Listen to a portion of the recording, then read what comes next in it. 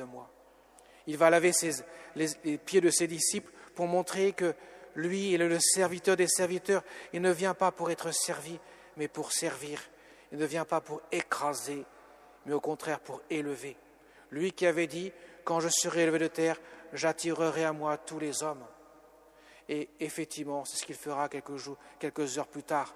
Mais avant même, après ce repas, il va partir au Jardin des Oliviers avec notamment Pierre, Jacques et Jean, les trois mêmes qui ont assisté à la transfiguration de Jésus sur le mont Tabor, et ils vont vivre l'agonie, une épreuve terrifiante, absolument terrifiante. De sorte que l'âme de Jésus, prenant tous les péchés de tous les hommes, de tous les temps, criera vers le Père, « Père, que cette coupe passe loin de moi, cependant non pas ma volonté, mais la tienne. » C'est là que le mystère va commencer à s'accomplir. Lui qui est Dieu, dans son âme humaine, va prendre tout le poids du péché de l'humanité. Et c'est à ce moment-là aussi qu'il sera arrêté, trahi par Judas par un baiser. Il sera emmené, condamné par Ponce Pilate, condamné par le Sanhédrin et par Hérode, et il sera livré entre les mains de ses bourreaux, flagellé, couronné d'épines, et enfin portant sa croix, portant même son trône même, sur lequel il va établir son règne, puisqu'il sera cloué sur cette croix, ne faisant plus qu'un avec elle pour donner sa vie par amour pour nous. Il est sur le bois de la croix, entouré de deux malfaiteurs. L'un, on l'a vu, on l'a entendu, se convertit. Jésus lui promet de le faire entrer dans son royaume aujourd'hui même, et l'autre choisit plutôt de le mépriser. Et voilà que Jésus va rendre son dernier soupir. Lui qui a dit « Ma vie, nul ne la prend, c'est moi qui la donne ». Ce n'est pas la souffrance qui a causé la mort de Jésus. Ce n'est pas le fait que son cœur est lâché qu'il est mort. En aucune manière, puisqu'il a dit lui-même « Ma vie, nul ne la prend, c'est moi qui la donne ». Il va donc dire à son Père « Père, entre tes mains, je remets mon esprit ». Et dans la seconde qui va suivre, il va expirer sur le bois de la croix. Tout paraît terminé. Cependant, ce n'est pas le cas. Quelques instants plus tard, la nuit arrivant, il ne faut pas laisser les corps en croix. On va commencer donc par briser les os des deux larrons, les deux malfaiteurs, pour les achever, pour qu'ils puissent mourir rapidement. Mais le soldat passant devant Jésus, voyant qu'il est déjà mort, va prendre sa lance et va transpercer le cœur de Jésus. Et c'est à cet instant-là que le règne de Dieu est établi pour l'éternité. Car à ce moment-là, son cœur transpercé va jaillir l'eau et le sang. À cet instant-là, la nouvelle Ève va surgir de la côte du nouvel Adam. Il va ainsi rendre pure, sainte et immaculée son épouse, la Sainte Église, qui sort de son côté, de son cœur ouvert. Il s'unit à tout jamais avec elle pour l'éternité. Elle est rendue pure, sainte et immaculée, comme le dira saint Paul aux Éphésiens.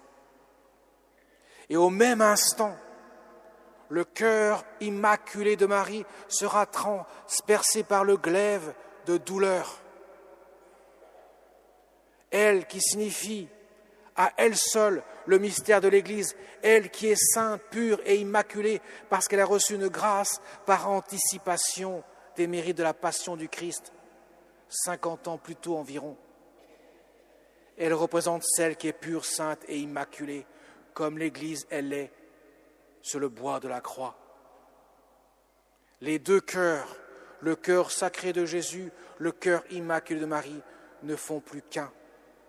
Celle qui a dit oui le jour de l'Annonciation dit oui le jour de la crucifixion.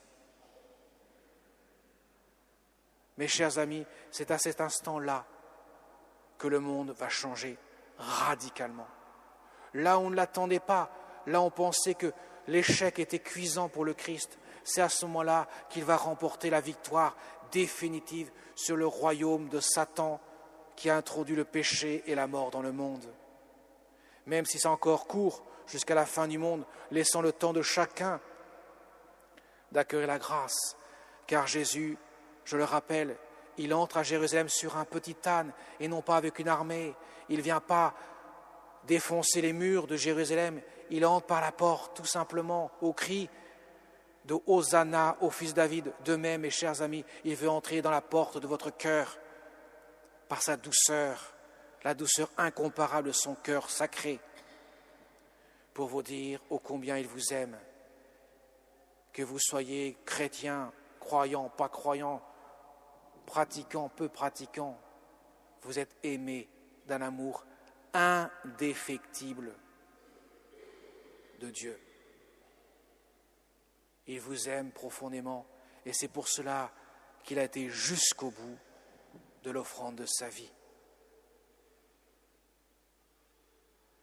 Voilà pourquoi, mes chers amis, ce règne est éternel. Car c'est un royaume qui n'est pas fondé sur la force, sur le temporel. C'est un royaume qui est fondé sur l'amour de Dieu, qui lui est éternel, qui n'a ni commencement ni fin, qui a daigné s'abaisser dans l'humanité, comme le rappelle saint Paul aux Philippiens.